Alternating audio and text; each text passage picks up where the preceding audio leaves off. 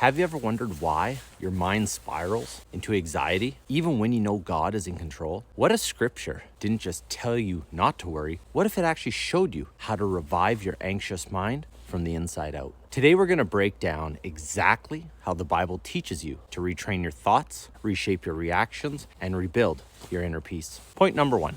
Identify the lies anxiety feeds you. Romans 12:2 and John 8:44. Before you can rewire your mind, you have to identify the lies that are wiring it wrong. Romans 12:2 says, "Do not conform to the patterns of this world, but be transformed by the renewing of your mind." Paul is saying your mind is either being shaped by truth or by lies. Anxiety loves lies. Lies like, "You're not enough. God won't show up this time. You're alone. This will never get any better." Jesus said in John 8:44 that the enemy is the father of lies. So when your inner dialogue sounds like doom, hopelessness, accusation, you're not hearing heaven.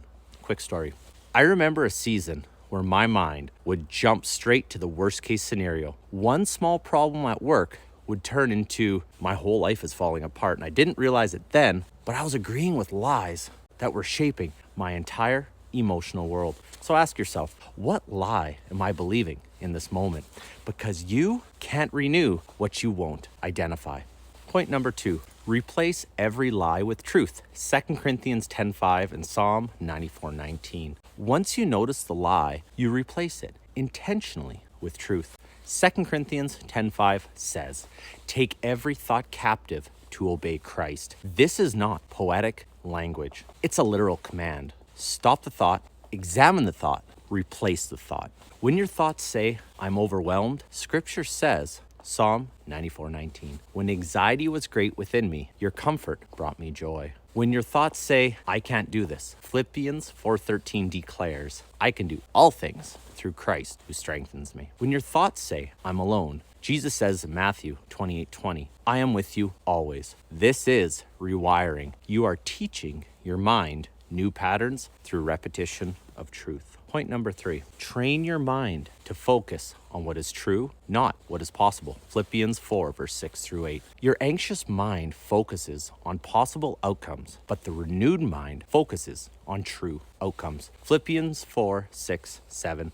famously says, "Do not be anxious about anything, but pray about everything." But the rewiring instructions come in the next verse. Philippians 4:8. Whatever is true, noble, right, pure, lovely, excellent, praiseworthy, think about these things. Paul is telling anxious people, you don't fight anxiety by avoiding it. You fight anxiety in choosing better thoughts. So quick story. Think of your mind like a trail in the woods. The path you walk the most becomes the clearest. Anxiety is a well-walked trail, and you've traveled it for years. But Philippians 4:8 is where you start building a new trail. Daily choose one verse. Repeat it throughout the day. Let it be the new path your mind learns to follow. Point number four, rewire through practice, not perfection. Isaiah 26:3 and Psalm 46:10. Rewiring your mind is not instant, but it's daily alignment. Isaiah 26:3 says, "You will keep in perfect peace those whose minds are stayed on you." And stayed means this: fixed, focused, returning to, staying within, and choosing again. You don't get perfect peace from knowing one verse. You get it from repeatedly fixing your mind on God. Psalm 46:10 says, "Be still and know that I am God." In Hebrew, be still means stop striving, let go, release. When your mind is racing, God is inviting you to practice peace, not to perform it perfectly. So when anxiety speaks, pause and say, "God, I release this to you. You are God, you are King, and you are Lord of all." That's rewiring. Point number five, invite God into the root, not just the symptom. 1 Peter 5:7, Matthew 6:25, 34. Most people pray away the anxiety, but never invite God into the cause of the actual anxiety. And that's why Jesus in Matthew 6:25, 34 doesn't just say, "Don't worry about it." He exposes the root. Fear of not being provided for, fear